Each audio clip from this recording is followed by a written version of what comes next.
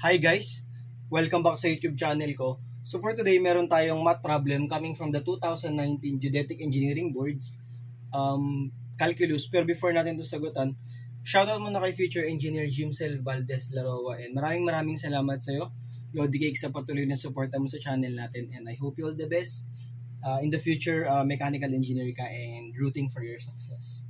So thank you din pala sa lahat ng bumati kahapon sa birthday ko, and all appreciated mga Lodi Cakes. So find the slope of the tangent to the curve y squared equals 3x squared plus 4 through the point negative 2, 4. Okay, so we have two solutions here. So for the first solution, Sir IJ will introduce the classical method.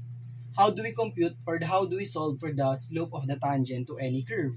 So that is just getting the first derivative, dy over dx, and then just substitute. However, ito kasi y squared equals 3x squared plus 4, so we can use here implicit differentiation. So ano na mangyayari, Sir IJ? So we have y squared is equal to 3x squared plus 4.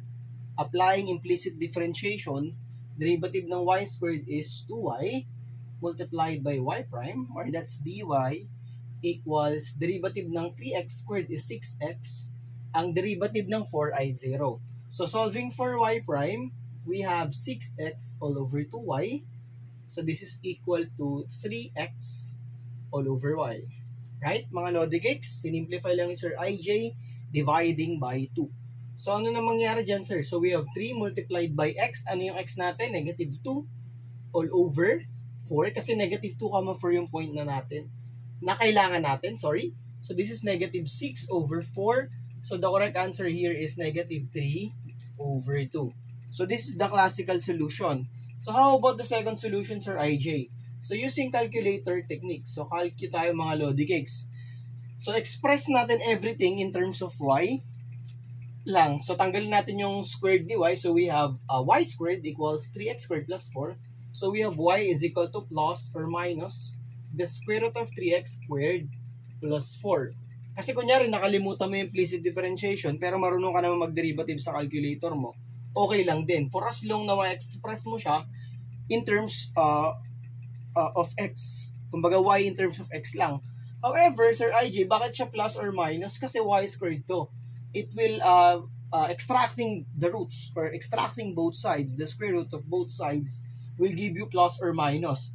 However, ano ba yung magiging palatandaan ng magiging sign yan? So anong gagamitin natin dito? Kasi hindi naman pwedeng i-type ng sabay sa calcu. Tingnan natin ano po ba yung point natin naman, negative 2, 4. Mapapansin nyo guys, na yung y coordinate natin is positive. Therefore, positive yung i-consider natin. Ito yung i-consider natin. Okay? Tingnan nyo maigi kung ano yung sign ng y, ha? Lalo kapag mga square roots. Kapag mga cube root naman, and mga odd degree, odd indices, automatically guys, kahit ano na yan, mga load. Okay? So we have, using our calculators, ilagay nyo lang d over dx ng positive. So we have square root of 3x squared plus 4 at x equals negative 2. So tingnan natin kung ano lalabas, Sir IJ. Try mo nga sa calcu mo. Yes, I will.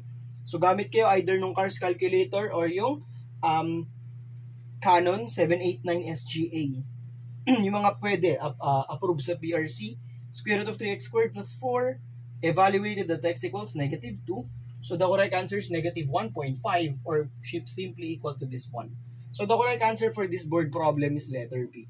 So kahit pa paano, sana guys na-refresh kayo for our classical method as well as dun sa paggamit ng calcu natin, which is basically yung pinaka-sandalan natin during our boards. And maraming salamat sa mga patuloy na sumusuporta sa channel ko.